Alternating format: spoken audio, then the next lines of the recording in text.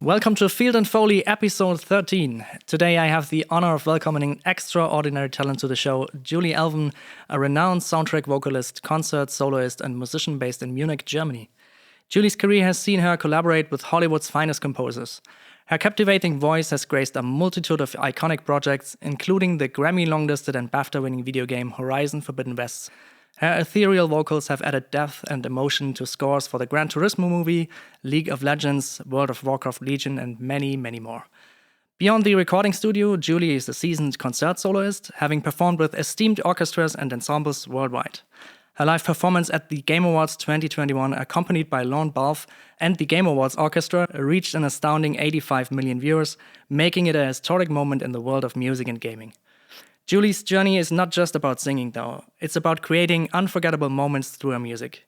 Join us today as we delve into her incredible career, her passion for storytelling through sound, and her remarkable contributions to the world of music, gaming, and beyond. Welcome, Julie, and thank you for coming on the show. Hi, thank you so much. Oh, wow, what an introduction. Thank you. Very kind.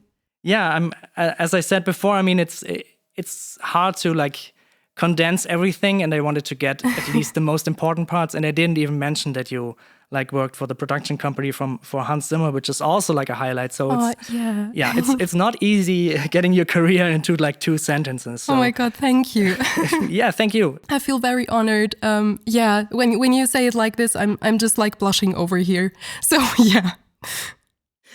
Very happy that has that effect. And so my first question would be, with all those big jobs and big soundtracks, do you record at your home studio for big productions, or are you in studios for your productions from the companies you work with? So almost all of the projects I've done in those 10 years that I've been in this industry have been recorded from my home studio here in Munich, Germany. So I just collaborate with composers all over the world and game teams and music teams. And so I've really specialized in this remote recording situation. Oh, that's so cool to hear. Thanks. And I asked that because I'm thinking that a lot of listeners that maybe are not as well versed in the audio world but are interested in listening, they maybe think for Hollywood, great stuff. You're probably going to be in a big recording studio. But hearing that's so cool. Yeah, that's always what people imagine. And for example, to be fair, if I would be in LA, that would probably be true, even though a lot of LA musicians and colleagues also record from their own studios nowadays, because just traffic in LA can be so exhausting and take such a long time. So a lot of people do remote recording these days. But of course, if I was maybe in London or in LA, I would be more at the studios of composers, probably. But as I am here in Munich, Germany, I record all the projects here in my home studio. And yes, also, for example, for the new Gran Turismo movie with composer Lorne Balfe, that was also recorded here in my own studio. And many, many musicians from the game industry were involved as well. So it was a huge international collaborative effort.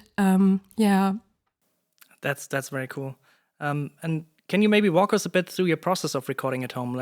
Do you have a schedule of things to do and then you just stay in contact with people and you send stuff back and forth to collaborate? Or do you do maybe also live recording sessions with different musicians and talents?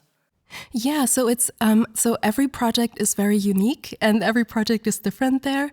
But I mostly enjoy the recordings in my own time frame.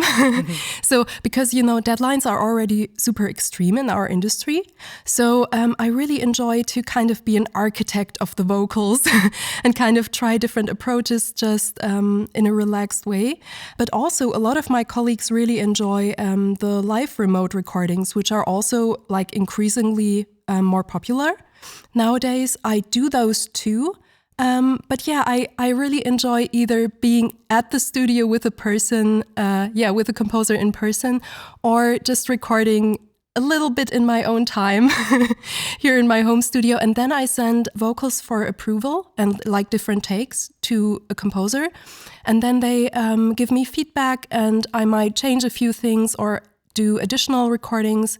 And it's like a very nice back and forth most of the time.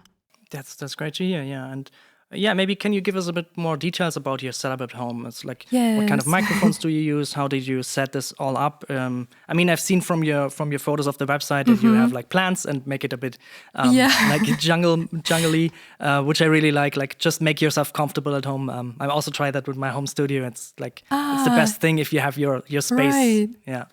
I think just now when we had the Zoom call before we started this recording, I saw a bit of your studio, right? It looked amazing. A little corner, yeah. Really nice. So basically my whole home is like a music studio jungle. Nice. So it's like lots of plants and lots of like musical instruments. I have my upright piano here from when I was a child, and it's still it is my favorite instrument. And so I have the recording corner that is more like of a vocal recording studio. So I don't have like really expensive speakers or monitors or anything, because I'm not really mixing or anything. Mm-hmm. I just have let's see, what do I have here? I have the studio desk, of course. I have a laptop, which I record the music on. I use Cubase as a recording software. And then I have an Apogee Duet. Mm-hmm. And that goes into one of my two tube microphones, typically. So one of them is the SE Electronics R&T microphone, and the other one I use is the Manley, let me see, what is the name of it?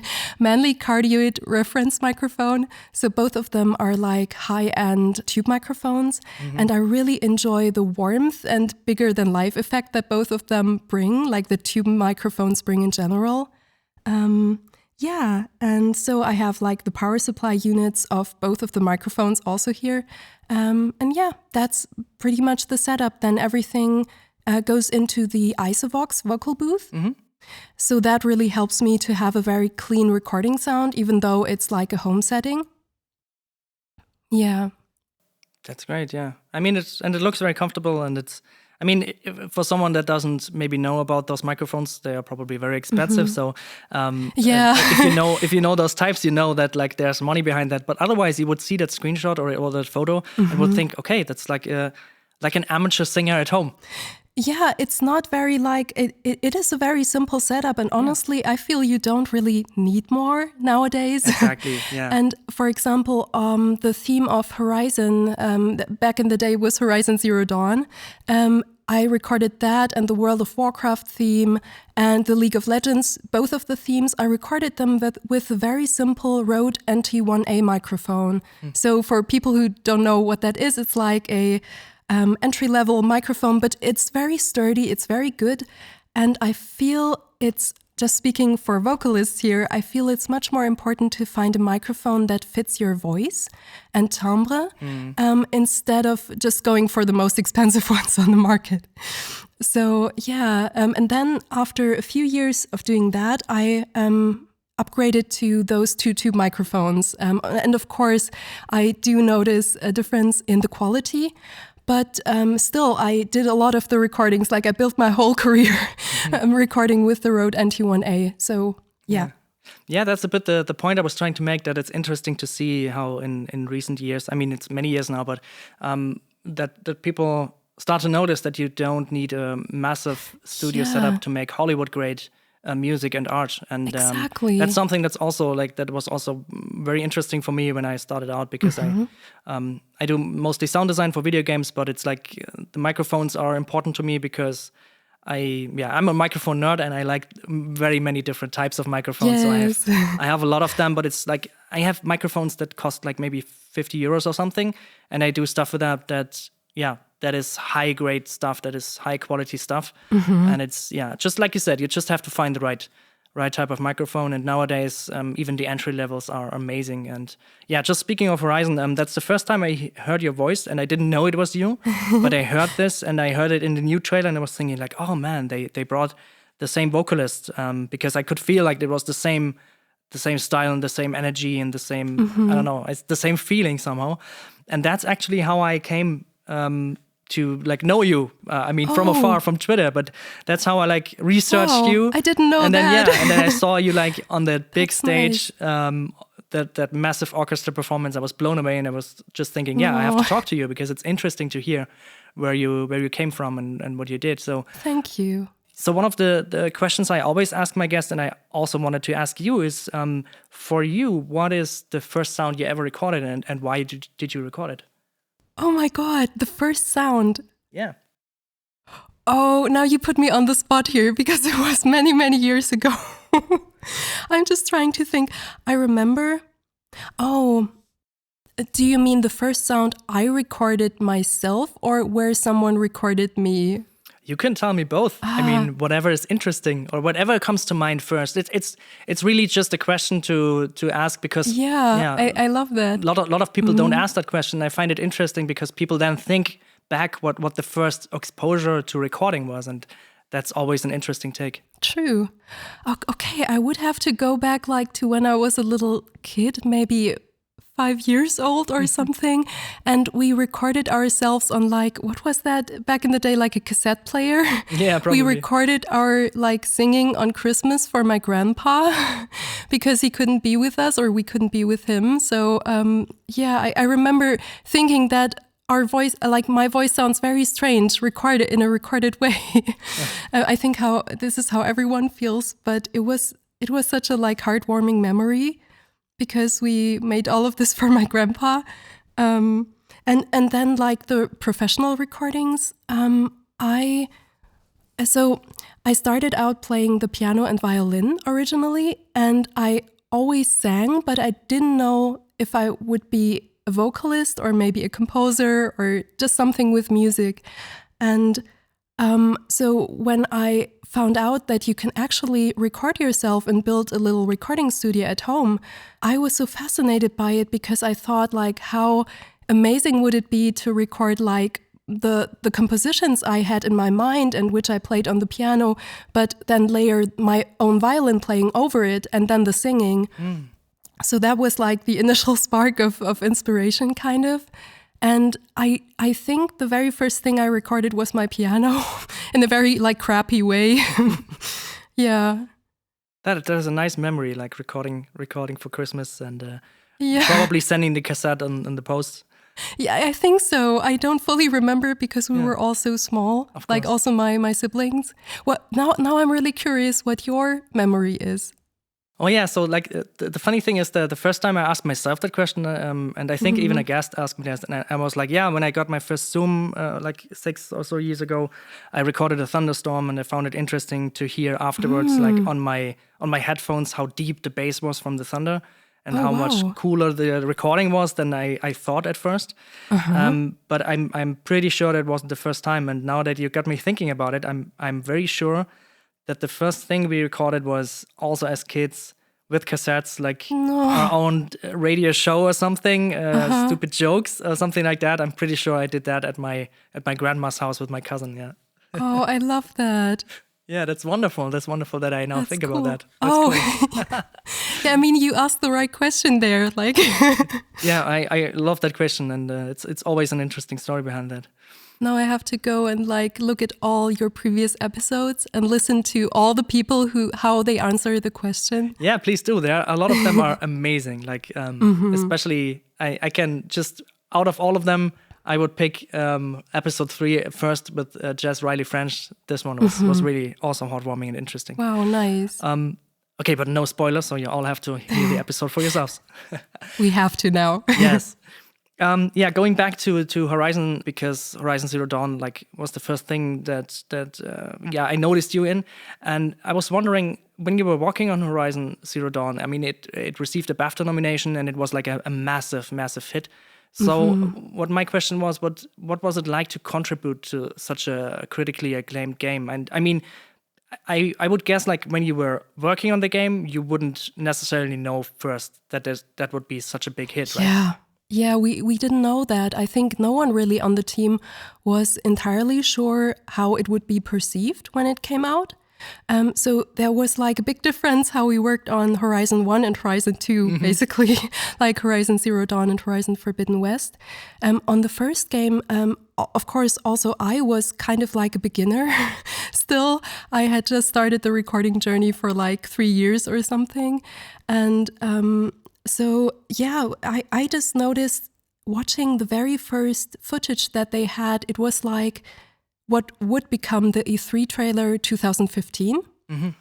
And I saw that, and I saw Aloy for the first time, and I was just fascinated with this character and this kind of lush world. And then I asked Joris, the composer, I was like, but isn't this supposed to be like a post-apocalyptic world? And he was like, yeah, but it's like lush and green, and there's like robot dinosaurs. And I just thought this concept was so cool.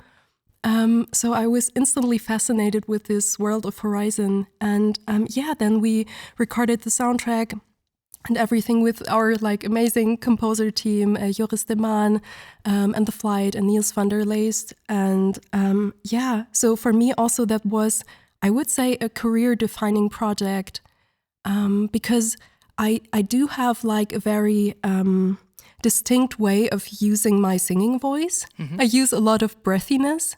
And so before that, it was just like, oh, this is the singer who has like a bit of an unusual, maybe unique style of singing. And after Horizon, it was like, okay, this is the like Horizon singing sound now. Yes, absolutely. So it kind of became a reference or like a career-defining moment also for myself, and I think for the whole music team. I'm just grateful to have been a part of it, really. Yeah. And then in the second Horizon Forbidden West, we saw how big of a success it actually was, and we were mind blown by that. And so for the second one, we already knew like who is Aloy, what's her path, and a lot of the like sound palette and musical styles were already like set and defined. So yeah, it was really nice. And also, of course, because there were years apart between working on Horizon 1 and 2, also my vocal style and the vocal itself changed a little bit. So how Aloy grew into adulthood and grew as a person, also my voice changed. So you grew with her. That's amazing. I think so. Yeah. I mean, Aloy, sure, of course. I mean, Aloy in the first game, I think she's like 18 or something. I'm not entirely sure. So I wasn't as young, but still. So in the first game, I used a lot more like breathiness. And in the second game, I used much more chest voice because she was much more assured of who she was already in the second one. Yeah, that fits the character well, and that brings me to a question that also ties perfectly into that. How do you approach bringing a character or world to life through your voice? Do you like sit down and think about the characters like being and the characteristics, or what's your process there? I definitely closely collaborate with the composers. So I listen to their vision for the music, and also, the like cinematic music and soundtrack music is very emotionally descriptive already. So it kind of describes already a lot of things about the character, about the world they're living in, their personality. But I just think it's so fascinating to collaborate with the composer, and sometimes also with the whole team. I see like footage of gameplay or of the character or different scenes. And so, then we determine kind of where does the voice fit there. And it's kind of different from project to project. So in some projects, the composer has a very defined vision of what the vocal should sound like in every single part of the song or the track. And in other games, for example, in Horizon, Joris de Man, one of the composers, he oftentimes gave me a lot of freedom to just express in the way that I would interpret her. So, Yeah, speaking of the composers, I mean, you've worked with so many renowned composers, for example, like James Newton Howard, which is Yeah, I was so lucky there. a monument. Thank you. Can you share like a memorable experience from your collaborations with one of them, or like anything that stands out to you? Oh, there's so many memorable experiences at this point. I've been doing this for many, many years. For me, really, being on stage with James Newton Howard and meeting him beforehand and then collaborating with him on stage, that was very special. I was very intimidated as well because I hadn't been in the soundtrack world for a long time at that point, but I won the video audition. So he did like a call for a video audition in Europe. And so a lot of people could send their takes of The Hanging Tree in. So The Hanging Tree is that song from The Hunger Games. Yeah. Are you coming to the tree? I think everyone has heard it on the radio and on the soundtrack. And so I sent that in and I won that for the concert in Vienna. And so it was just incredibly special to meet him and to sing that track with him on stage with the Czech National Symphony Orchestra. And, just imagine like there was, at first, you only heard that little voice of mine kind of starting the song. And then more and more of the choir would come in with each like part. And then the orchestra would come in more and more. So it felt very powerful. And I will never forget that moment. And also my grandma in Austria, she could see it. It was her, I think, first concert that she ever saw in her life. Oh, that's awesome. And a part of my Austrian family could be there and watch it. And that was just incredibly special. And also like of course, my mom and dad and sisters. Yeah. Oh, that's amazing. Yeah, I'm already getting goosebumps thinking about this. No. Those moments when it's like building up and up, and just as you say, like the core comes in and the orchestra comes in. And it's like, it's amazing. It was very special. Yeah, I can grateful. imagine. I can imagine. Must feel very like powerful and emotional then. And how do you prepare for such a live performance? I mean, especially when it involves music from video games or film. Do you like study the material beforehand, or do you try to put your spin on it? Of course, of course you study. We prepare it beforehand. Yeah, so just like to give a timeline to the listeners. So the James Newton Howard performance, that was in 2017. And it was actually like one of my first performances with an orchestra. So I was still kind of new to this. But thankfully it all went well. And then I have been performing with orchestras ever since, so almost every year.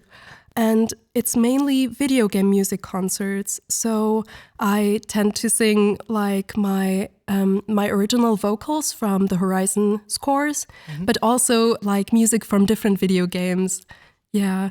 So yes, to come back to your question, we always prepare, of course, oftentimes because the orchestras are in different countries in Europe. Oftentimes I just prepare for myself. I try to honor the original material and the original singer while still putting like my own spin on it a little bit. And yeah, it's just a lot of it's like preparing for a marathon, honestly. So I just try to practice the material at first. Maybe it's just like half an hour a day. And then right before the performances and the concert tour, for example, I try to practice maybe 3 hours a day, just so that my voice is in really, really good shape and the muscle memory can really do its magic, kind of, and can do its thing, hopefully. And then coming together with the orchestra just maybe a few days before we start with the tour, then we just rehearse together for a few times. And then we just start and do the shows, or the one concert, or several ones. Yeah. Oh, that sounds like something I'm also pretty much trying to find something near me and try to experience, because I've seen like the first video game concert I saw actually was the Legend of Zelda video concert. Oh, that's in amazing. Munich, and it was absolutely mind-blowing. And you could see so many people like my age, and you could tell they played like the first Zeldas on NES or on the Game Boy, and I mean, especially for Ocarina of Time and the Game Boy one, Link's Awakening, were my two like biggest games, because Link's Awakening I actually played when I was, I think, 9 years old or something. Oh, on the that's Game beautiful Boy. memories. Yeah, and especially, I mean, that was the first thing that really got me into video game making, because I was so amazed of how many hours of content they put into this little Game Boy game. Wow. I mean, later on I found out that the bigger Game Boy titles had actually additional like stuff on the cartridges, so that's like they could fit so many things in there and so many cool features. But still, I vividly remember that the music especially was so cool, even if it was Game Boy music, and of course later on Ocarina of Time and all the other ones. And so this was really special, seeing that with singers and on a big orchestra. That was amazing. Yeah. So yeah, I can imagine like the Horizon soundtrack must sound amazing. So yeah, I will keep on the lookout. So when I see a concert of yours in my area, I will be definitely going there. Nice. So the next ones will be in February, actually, Nice. of the next year in the Netherlands. That's like a small tour. And then I might be doing another concert in April in Spain, but that is still to be confirmed. Okay, yeah, that's good to hear.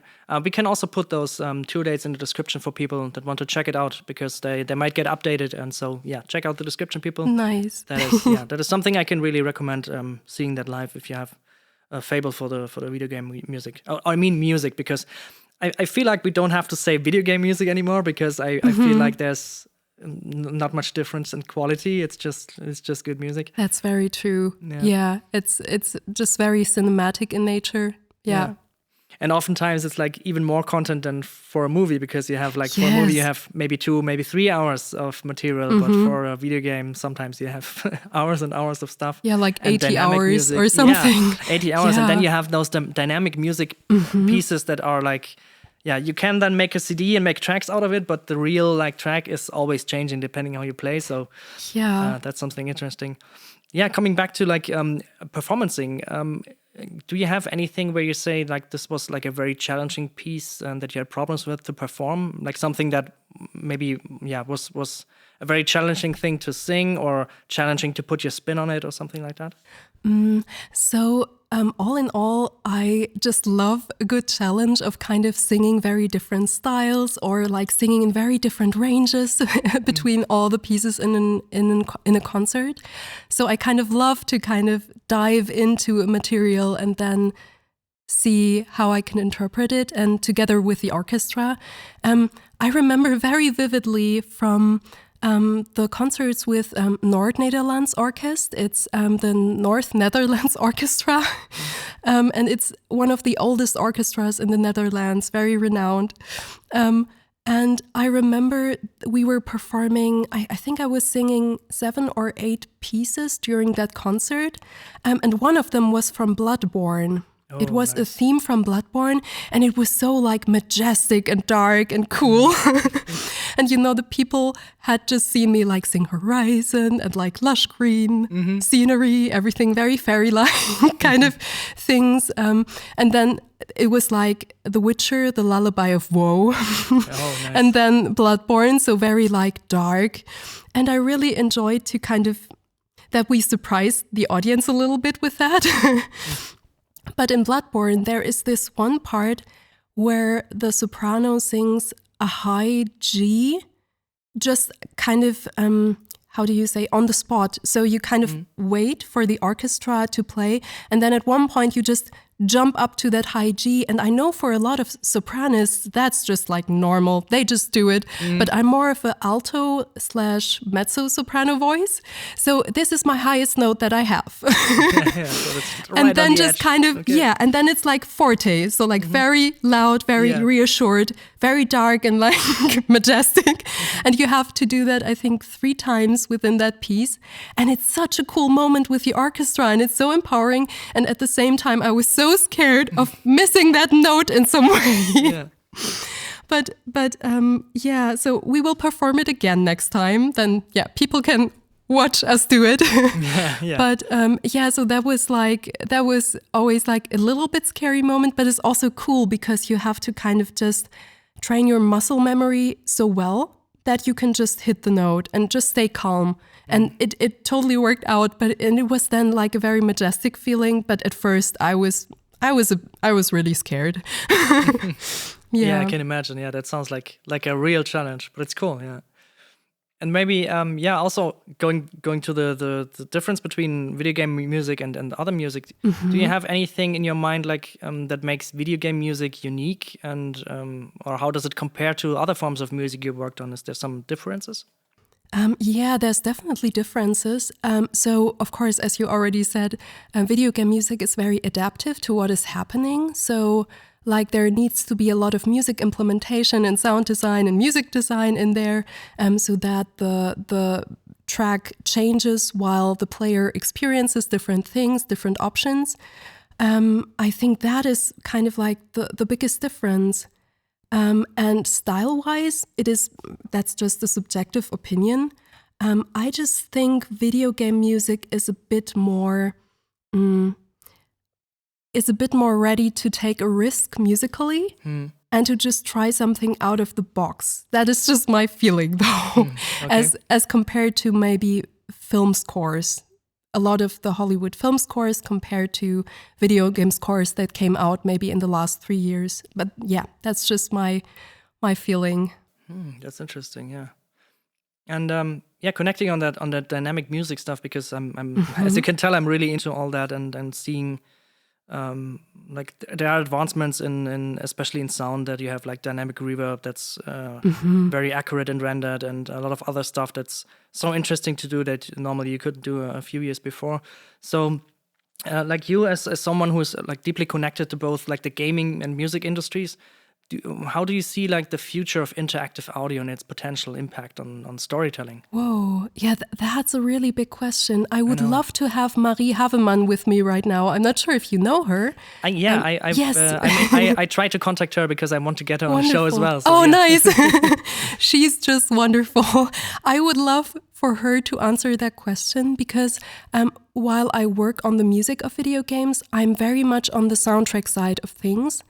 And I don't have a lot of connection to the music implementation and sound design and music design, but I just think it's super interesting and fascinating what you're doing.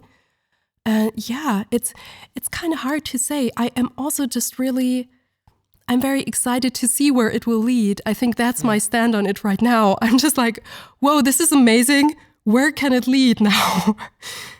That's interesting. What do you think? Yeah, I mean, what I feel is interesting is that you can nowadays make a lot of, I would say, variations in sound without having to record a lot of things. Because usually that's something that I always tell people, that the interesting thing about doing sound for a dynamic medium like games is, if you have a movie and you have a character that shoots a gun, he shoots it maybe 5. Like if it's not a like massive action game, he shoots it action movie. He shoots it maybe 5 or 10 times, like very very upfront, and you have this like iconic sound that you have like 10 times. But if you're designing video game sounds, that's not often that you have like 1 or 2 sounds or 5 sounds. Normally it's more like 30, 40, 50 sounds, especially for things like for creatures, for example. You have the movement, you have the hurt states, and the attacks and different attacks and states, and all those interconnected. Maybe the movement is getting more aggressive and the character is more hurt or something, like the creature.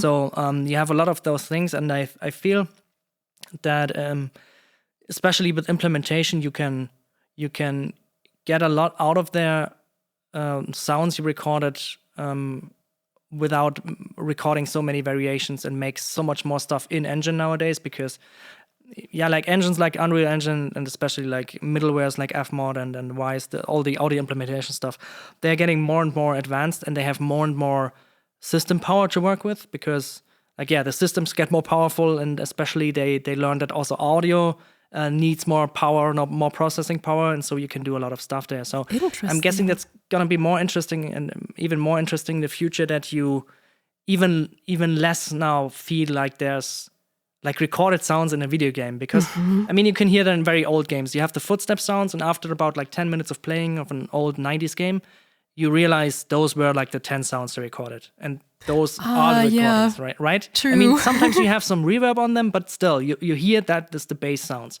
But nowadays, if you have a game like, for example, God of War Ragnarok had like a massive team, and they recorded a lot of stuff, but they also made massively amazing implementation systems. So it's like you can listen for the sounds, and maybe you hear like components of one sound in another, but it's all dynamically mixed, and it's all like it all sounds very more grounded and more realistic, because of course if you're walking for 10 miles, each step normally sounds a little tiny bit different. And those opportunities are exciting to me, because it means we can immerse the player even more, because sound and music is a big draw for immersion. Yes. Oh wow, that's so fascinating. Nice. Yeah, that's. I mean, that's the thing that fascinates me. I'm a big fan of recording. That's of course also why I do this podcast, because the recording side is interesting to me, and the way you can do so much things with just the recording, with the right microphone or with the right moment in time. But it's so much more interesting when you can then elevate those things and make them feel so much more alive. So yeah. It's so cool to hear like how passionately you talk about this, and it's just like a super fascinating topic. Thank you. Yeah, that's great to hear. I can nerd about sound for hours. That's why I started this Same. podcast. So I can nerd. I can nerd around. People can listen if they want to.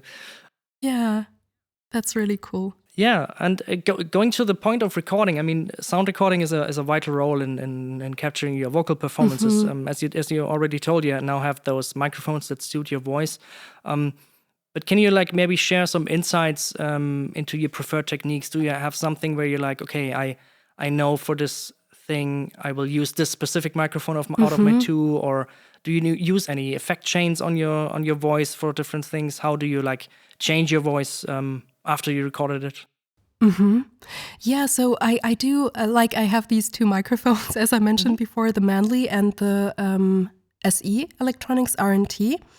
And the R&T I use for example, when I sing lyrics, because there I find there is a bit more like clarity in how the R&T captures everything. It's like very detailed, very clear, very clear sound. And then when I sing vocalizations that are mainly like like in Horizon, and like I do a lot of vocalizations, to be honest, I tend to use more of the Manley, because it has this like warm, big sound. And I do feel it makes a difference to kind of choose the microphone based on what I'm singing. And then in Cubase, let me think, what do?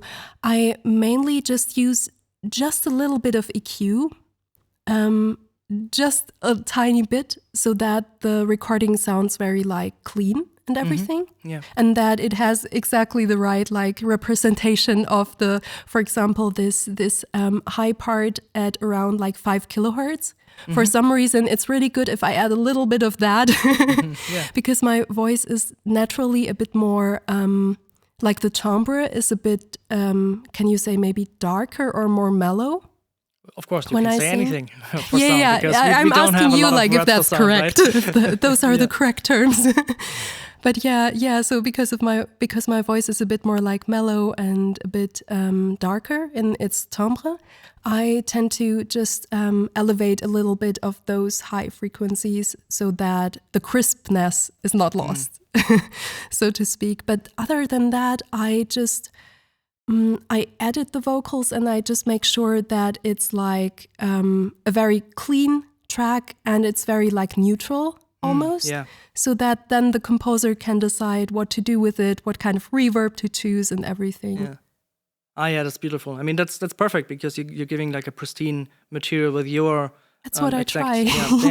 And with your exact style, as you said, like the very light EQ, how you learned your voice, how you liked it the best, and that's awesome. I mean, you can hear it in the final product that it's amazing, and I'm pretty sure people are pleased with the stuff you deliver, because they keep hiring you. So that's very cool. And then going back to the live performances, then if you if you set like your style and your microphone and for that specific character or for that specific track, how do you then transfer that to the live performances? I mean, it's different than the studio recording. I don't know if you know beforehand what kind of microphones they have, what kind of systems. How do you prepare for that? Oftentimes I don't really. Yeah. Oftentimes it's just like, here's the orchestra. This is your microphone. Let's go. Okay. I have my own in-ear monitoring at this point, which is really helpful because then I just know no matter what happens, I have it with me. Yeah, and I also plan to have another one so that I just have like, how do you call it? Like a spare pair? Like a spare, I can't speak today anymore, like a spare set of in-ear monitoring. So so I have that. But microphone wise, I think we've always been just very blessed with really good, I think they're called also engineers. They're like the sound engineers. Yeah, with the orchestras, they're just really good. Yeah. And yeah, so they just, I just trust their magic. And then, of course, there's like specific things that you always have to think about when singing live, especially that you, for example, if you have a very loud note, that you take the microphone a little bit away from you, as opposed to if you want to be much more close and intimate, kind of. So I think these are just very normal rules to watch out for. Yeah. Yeah. But other than that, I just trust the sound engineer. Trust the sound engineer. Very good. I want to have that as a quote. No, but that's very cool. That's cool that you also don't have to like worry about it and that you get like a pristine, live performance because the setup is so good. That's cool to hear because that was something seriously that I always wondered, like if you are used to a certain style of microphone and a certain style of singing, if that transfers to the live acts because as you already told me, like you're coming there and you have no idea. Yeah. But it's cool that they have. I mean, they have probably in that kind of big orchestras you play with, they have enough professional people that they know how to set this all up so it fits. But still, very interesting to hear that it works that way. Yeah. Yeah, and I think it's just very. It will always be very different to studio recording anyway. Yeah, of course. I think what I've learned over the years is just for any vocalist out there who starts to perform live, please ask for in-ear monitoring, or if you can use your in-ear monitoring, because sometimes, at least in my experience, in some venues, people ask just like, hey, for like a smaller setup with maybe a string ensemble or something, they ask like, hey, can you just sing while hearing yourself on the speakers or monitors. And that kind of never really works for me because if you don't have that auditive feedback, it's very hard to sing exactly on key and everything. So yeah, just having the in-ear monitoring will just be amazing. Then it's all good. Yeah, it's a very good tip also for people in the studio that have someone maybe for the first time that records some singing or vocals for them. Give them a good monitoring chain that is like without latency and maybe a tiny bit of reverb.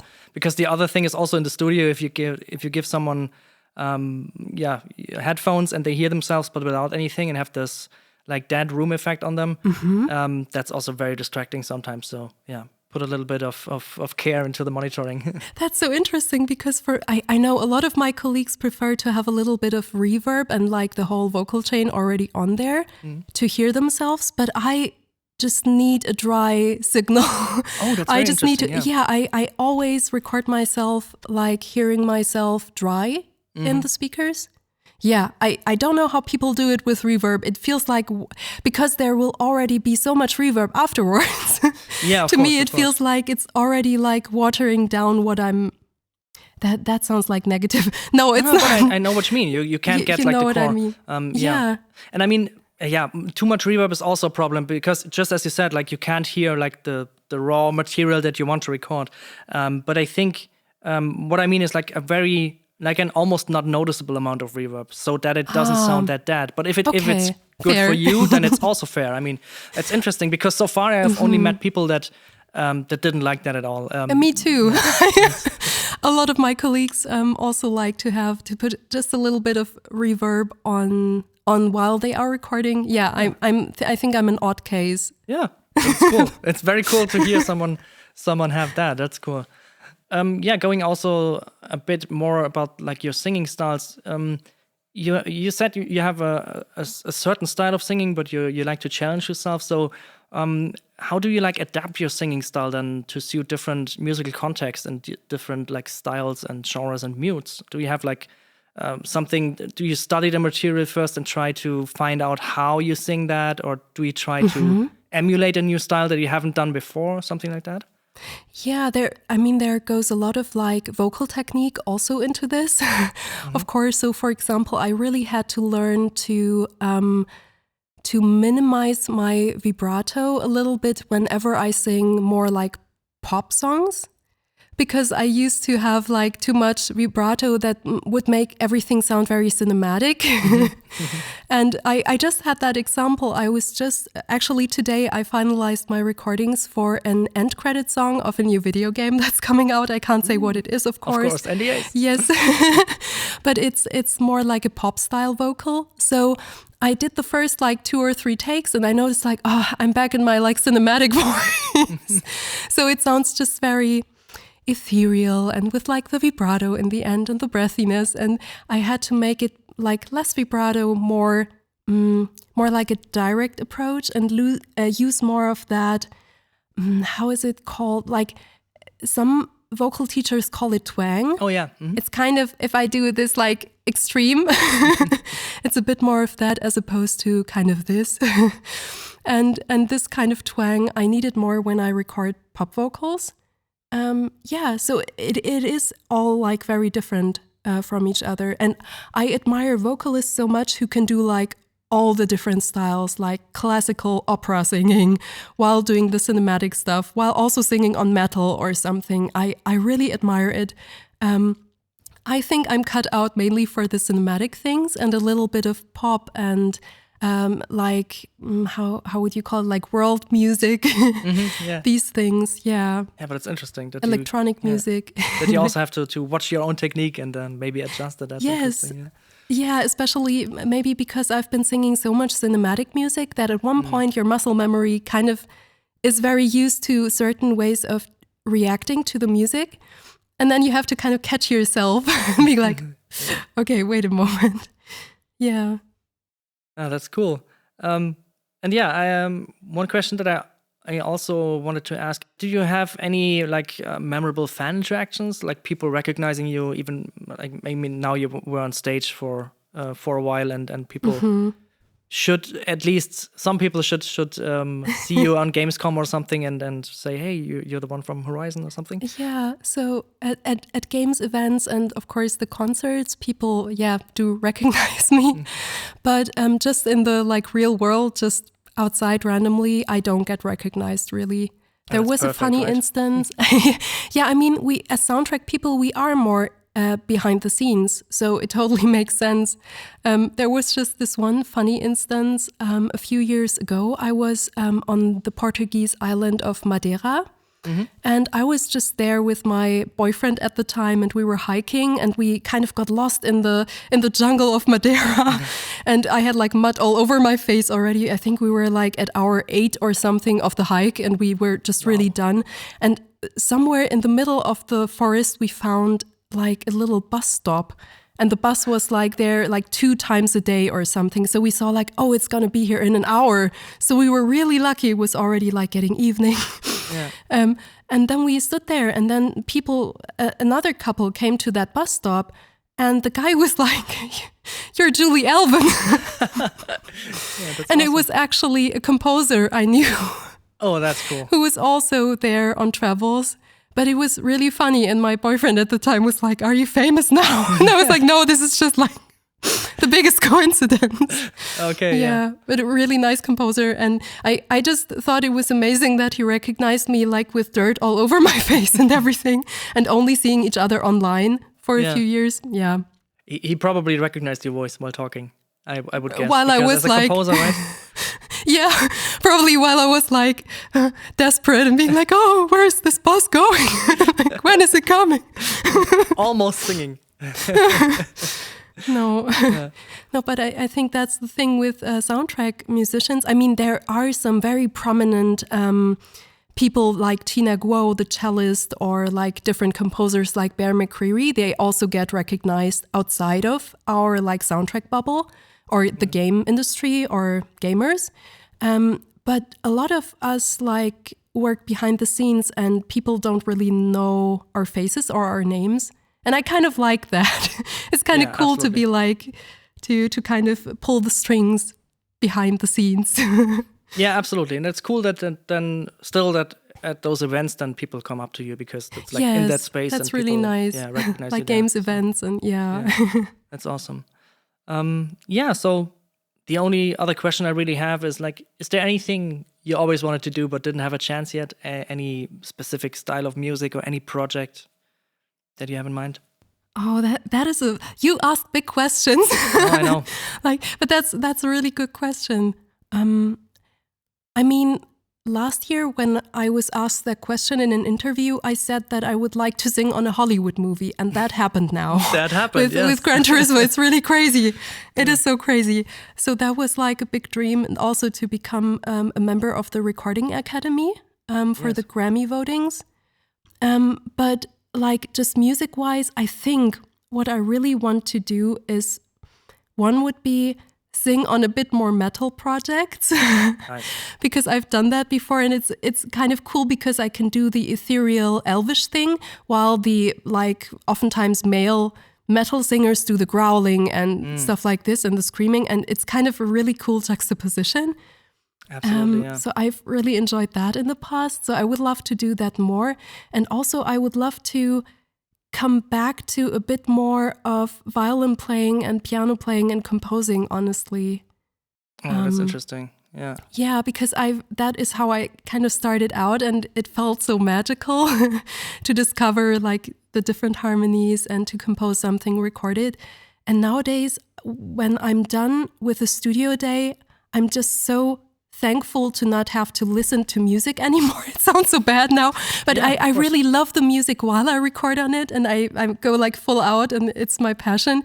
But then afterwards, I just need a break from music. Do you recognize this? Do you have this as well? From audio then? Yeah, absolutely. I mean, I always tell people like the worst thing about working in sound all day is like you can't listen to a podcast or you can't listen to music.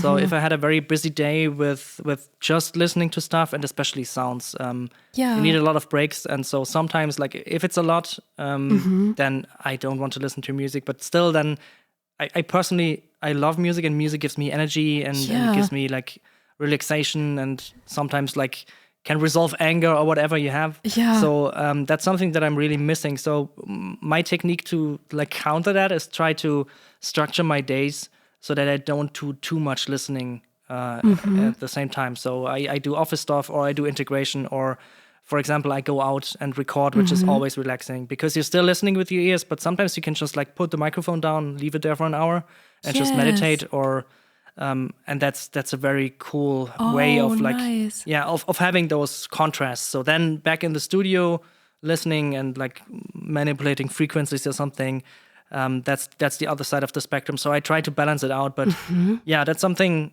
that when my ears are done, I just like to listen to nothing.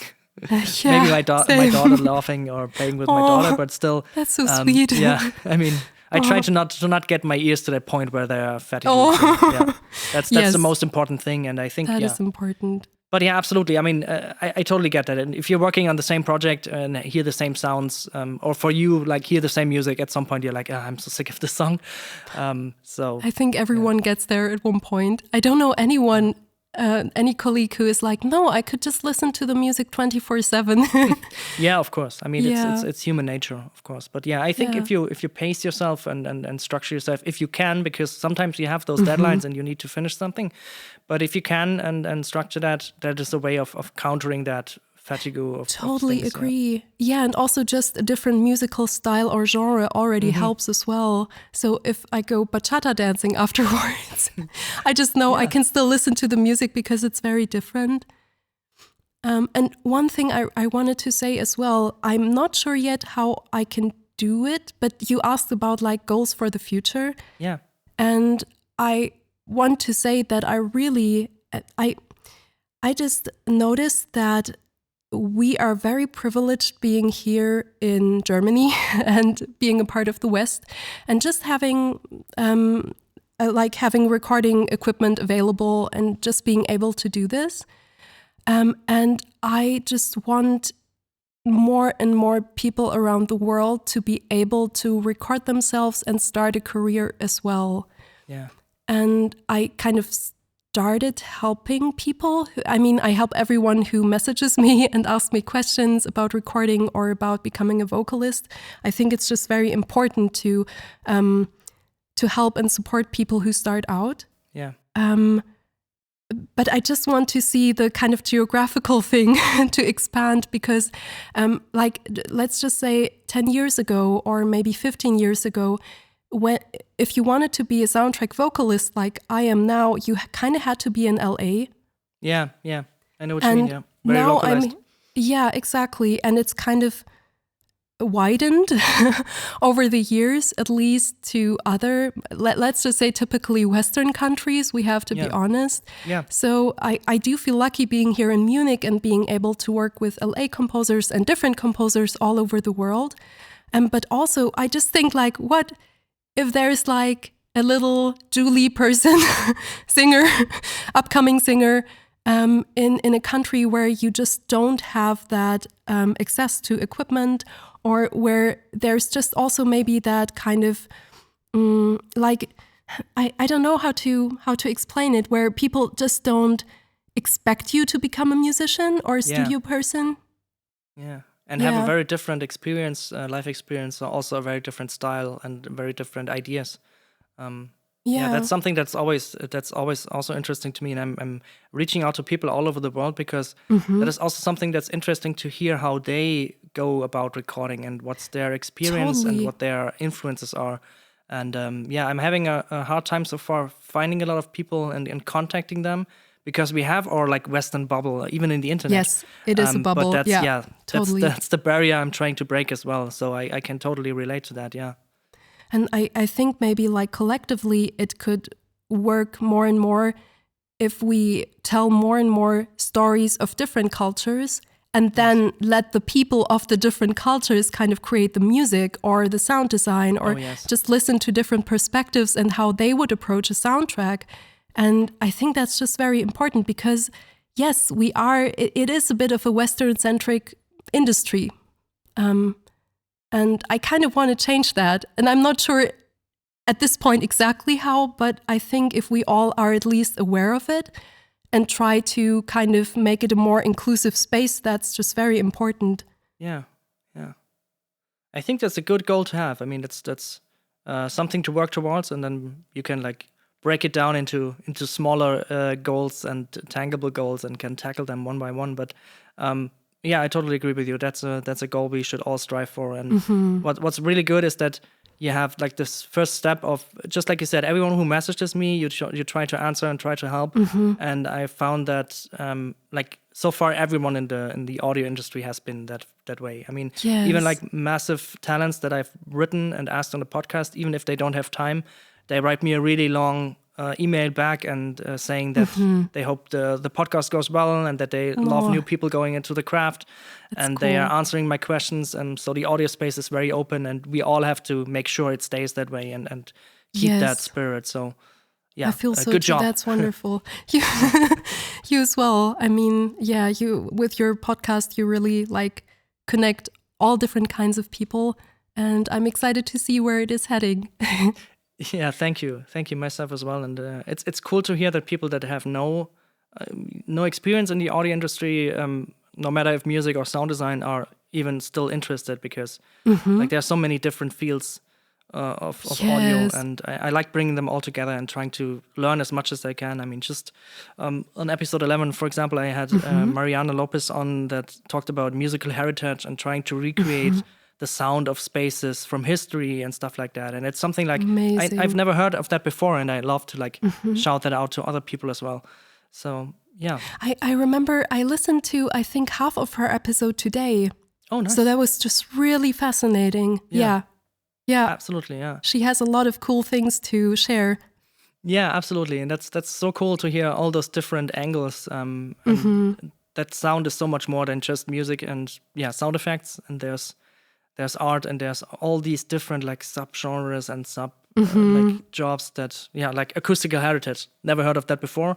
I found that and it's very interesting to me. So yeah. That's really cool. Yeah, so the only thing really left is, if you have any shout-outs, if you have any projects you like to promote, any people you like to thank, now is your spot.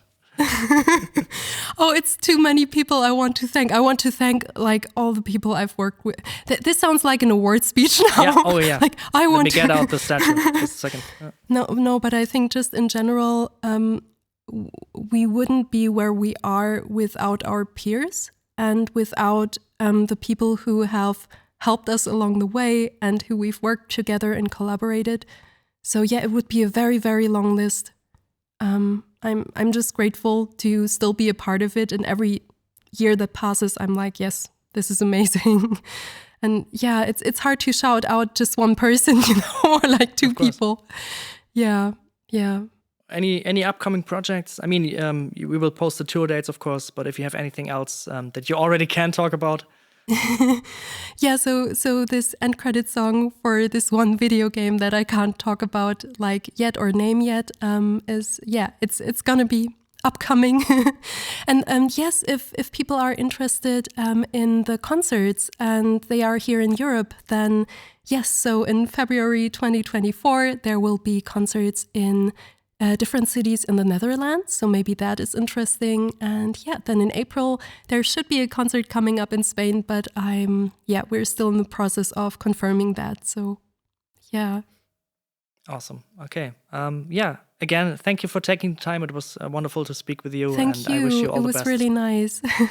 All the best for you too. Thank you.